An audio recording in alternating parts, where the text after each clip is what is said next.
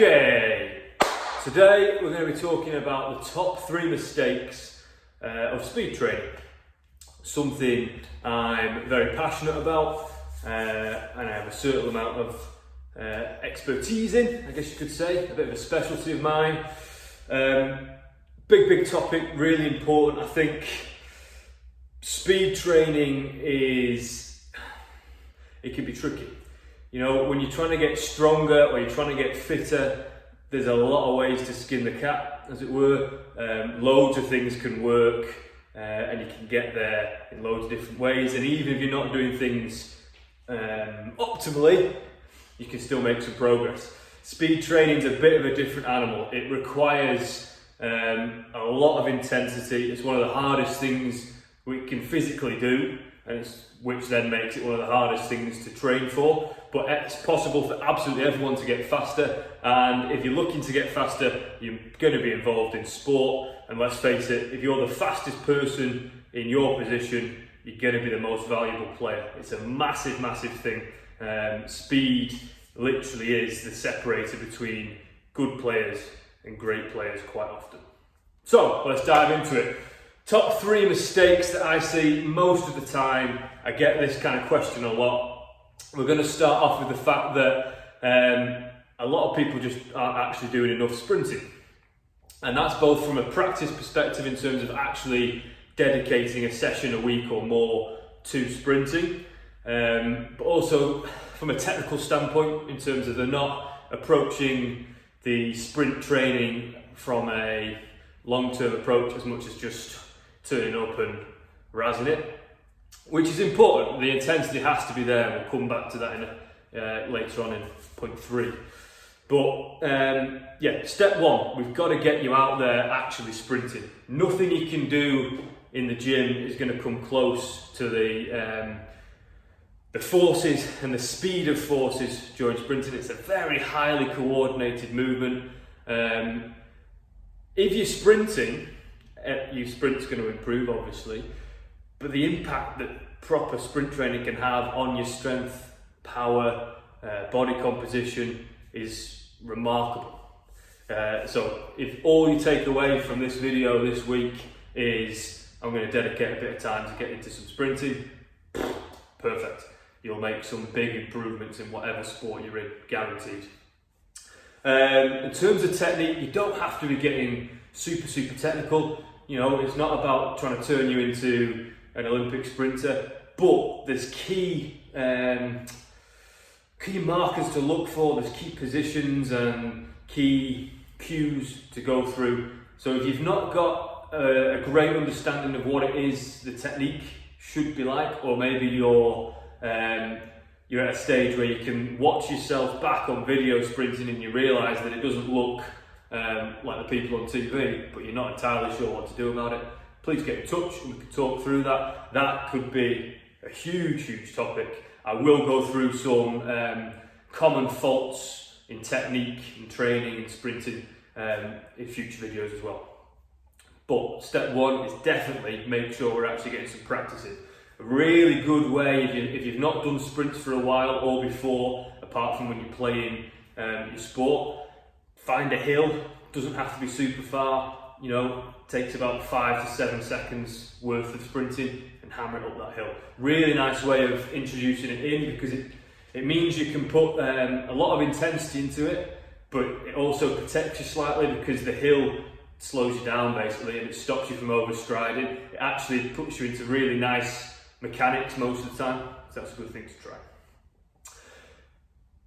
Mistake number 2, without a doubt, is not enough rest.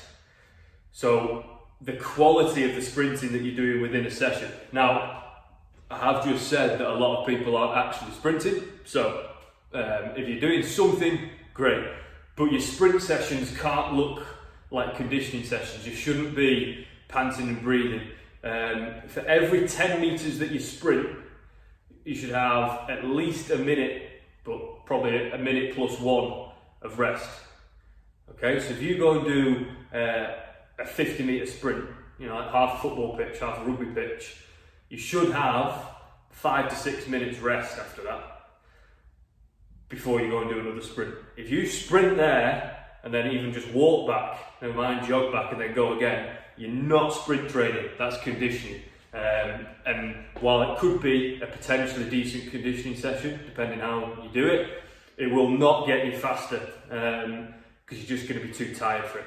Speed, like we said, is an incredibly intense thing for our body to go through, and the benefits of it are fantastic, but you've got to reach it. If you can't have enough rest in there to actually hit your big speeds, you're not going to reap your benefits. So rest is really important. Remember, a minute plus 1 for every 10 metres.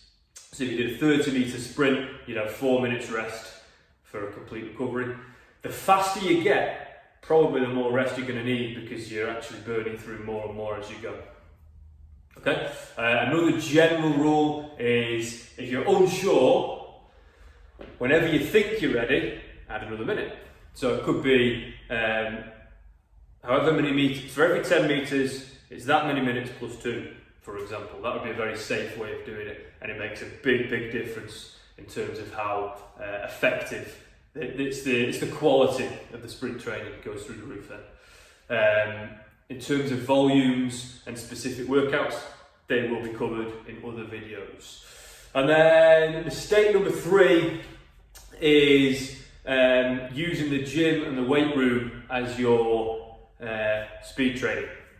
So looking at trying to get stronger and more powerful and then assuming that that's going to make you faster on the pitch. Now, strength and power are massively important, don't get me wrong. I'm not saying that they aren't important, they 100% are. If you've followed me for a while, you'll know that I'm into strength and power.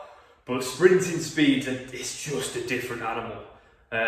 Realistically, if you're at a complete standstill, the first 1, maybe 2 steps, your strength and power can come into it. Once you get to step 3, 4 and 5, your gym strength, your gym power is starting to not really matter. Once you pass step 5, it's a different thing. It's not the same. Again, easiest thing is we go back to point number 1. Let's get a sprint session in on your week. That makes a huge difference. The strength and power work doesn't have to stop. It's fantastic. You've just got to treat it as that. It's for strength and power. It's not for sprinting speed.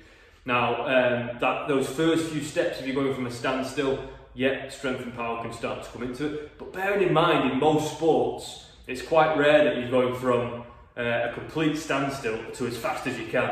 You know, you're usually coming in from a bit of a jog and then going. We're looking at reactive and elastic qualities there. It's elastic strength. It's the speed at which we can do things. It's the mobility, flexibility, your soft tissue capacity. There's loads of other factors. It's not just how much force and power that can be put out. When you think about how fast you're hitting the floor, force is coming back at you, there's nowhere near enough time for you to actively try and push or squeeze or anything like that. It's more like you're bouncing along the floor. So you've got to be doing things like that. Stuff that could shift slightly more towards it that you could do in the weight room if you can't get outside for whatever reason are various plyometrics. But while they're closer to the sprint speed on the continuum, it's still not sprinting. Sprinting is the best route we can take. Plyometric stuff where we're getting really fast, elastic, bouncy contacts. They can definitely have a positive carryover, but they can't replace sprinting. Does that make sense? A lot of the times, if you're going to use plyos, they effectively are your strength work for sprinting. It's just an alternative. It's not going to replace that sprinting element. Okay, so they're the top 3.